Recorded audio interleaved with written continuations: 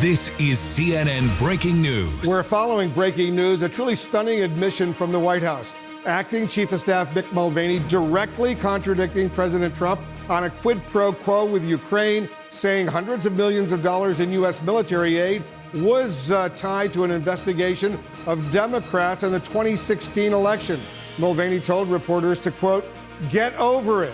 And that, quote, we do that all the time with foreign policy. Let's go straight to the White House.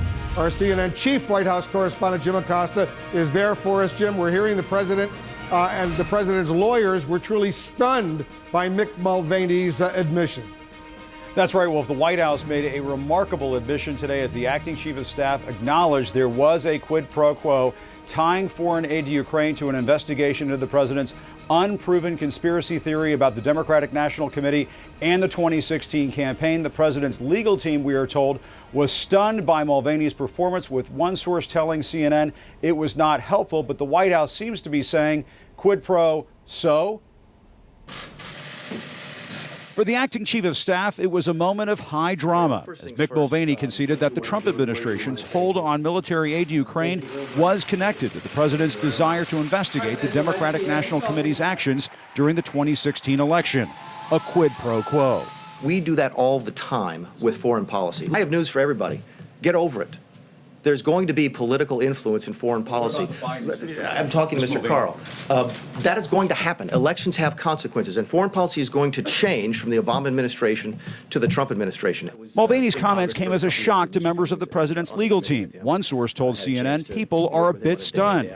Mulvaney's remarks have raised even more questions as he hinted there may be a recording of the president's conversation with the leader of Ukraine back in July, when Mr. Trump was seeking dirt on Joe Biden. You can stop asking the questions in there because there's no cover-up, and I can prove it to you by our actions. If we wanted to cover this up, would we have called the Department of Justice almost immediately and had them look at the transcript of the tape, which we did, by the way, right? If we wanted to cover this up, would we have released it to the public? Mulvaney also defended the president's decision to involve his own personal attorney, Rudy Giuliani, in the administration's dealings with Ukraine. It's not illegal. It's not impeachable. The president gets to use who he wants to use. The president wants to fire me today and hire somebody else, he can. The president gets to set foreign policy, and he gets to choose who to do so. Part of the problem for the president, Mulvaney's comments directly contradict Mr. Trump's claims there was no quid pro quo. Now all of a sudden, Schiff doesn't want to talk to the whistleblower. Now all of a sudden, quid pro quo doesn't matter because now they see in the call there was no quid pro quo. The whistleblower said quid pro quo 8 times. It was a little off, no times. Mulvaney's moment overshadowed Mr. Trump's announcement of a stoppage of Turkey's attacks on the Kurds in northern Syria. On behalf of the United States, I want to thank Turkey. Mr. Trump congratulated Turkey's president for hitting the brakes after receiving a green light from the White House. I just want to thank and congratulate, though, President Erdogan. He's a friend of mine, and I'm glad we didn't have a problem because, frankly, he's a hell of a leader, and he's a tough man, he's a strong man, and he did the right thing. GOP Senator Mitt Romney accused the president of turning his back on Kurdish U.S. allies. What happens now to the Kurds and why Turkey will face no apparent consequences.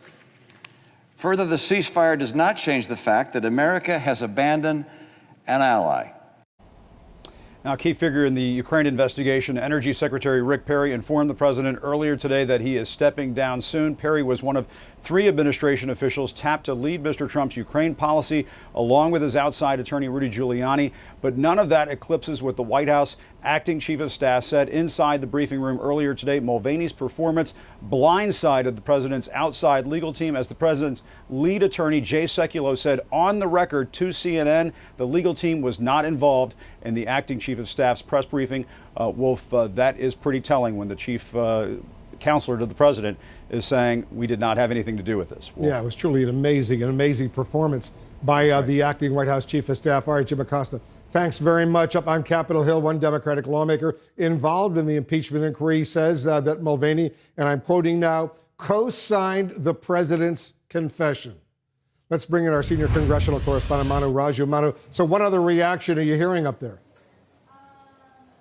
Well, even some Republicans are taken aback by what the president said. One Republican who sits on the House Foreign Affairs Committee that is investigating this matter, that's Francis Rooney of Florida, told me that he was troubled by what Mick Mulvaney said. He said, quote, "It's not a good thing to withhold aid in connection with threatening foreign leaders." Lisa Murkowski of Alaska, the Republican senator, told our colleague Ted Baer that, yes, absolutely, that's a concern. You don't hold up foreign aid that we had previously appropriated for political initiative, period. But for the most part, Republicans either are declining to comment or siding with the president. And some Democrats, including some senior Democrats like Adam Schiff, are saying this.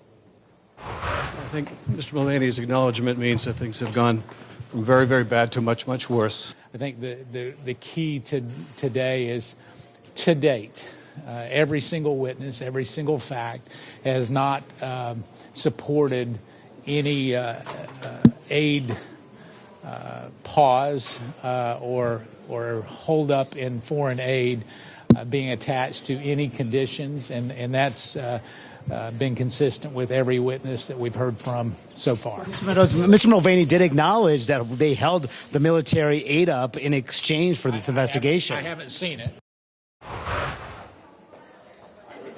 So he said he hadn't seen exactly what Mick Mulvaney said because they were in this closed-door session with the key witness today in this impeachment probe. But expect this to continue to be a line of questioning next week when more witnesses come in asking about what happened with that military aid. That's one aspect of it. But, Wolf, you heard Democrats say right there, this acknowledgement essentially confirms what they have been seeing, that the president withheld military aid clearly, in their view, to advance his political interests, Wolf. And it also comes at a time when the U.S. ambassador to the European Union, Gordon Sondland, has been testifying up on Capitol Hill today. What kind of impact is that having?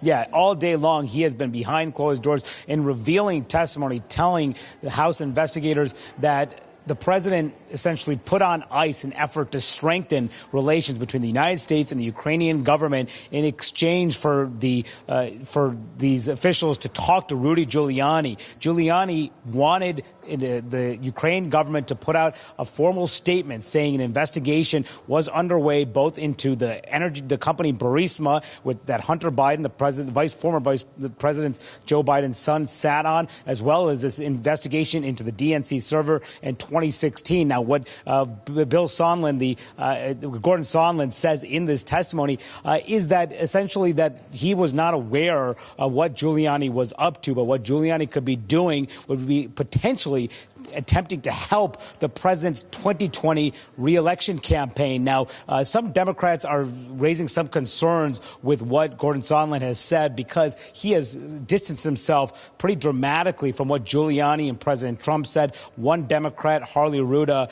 of California, says that he has a case of, quote, selective amnesia because he said he was not aware of a lot of these key activities. But this testimony, Wolf, expected to go on for several more hours. It is one key political appointee here acknowledges what he says is troubling the action by the president and Rudy Giuliani. Yeah, all these witnesses that have been testifying 7, 8, 9, 10 hours over the past several days. Thanks very much, Manu, for that report. Mulvaney's admission appears to be the rollout of a new legal strategy to try to fight the impeachment inquiry. Our senior justice correspondent, Evan Perez, is working that part of the story for us. Evan, some of Mulvaney's explanations today came as a surprise to Justice Department officials. What else are you learning? Yeah, Wolf, this was a test drive of a legal strategy, and it immediately ran into a ditch. Mulvaney's mention tying what he says Giuliani and the president were doing about the aid and tying it to a Justice Department investigation really drew a sharp reaction from the Justice Department. I'll tell you what one senior Justice Department official said, quote, "If the White House was withholding aid in regards to the cooperation of any investigation at the Justice Department, that is news to us." And the concern there, Wolf, is that what Mulvaney was doing was essentially tying the entire controversy over Giuliani and what he was up to in Ukraine with the activities of John Durham and an investigation that Bill Barr is closely monitoring, which is looking into some of the activities in 2016, looking at whether or not there was any interference by countries, including by Ukraine, and to see whether there's anything there. And so that investigation is still ongoing, but they want to make sure that there's some distance between that and what Mulvaney was saying today. Which is so important. John Durham, the U.S. Attorney in Connecticut, who's been charged with looking into what happened in 2016. Absolutely. Thanks very much, Evan, for that.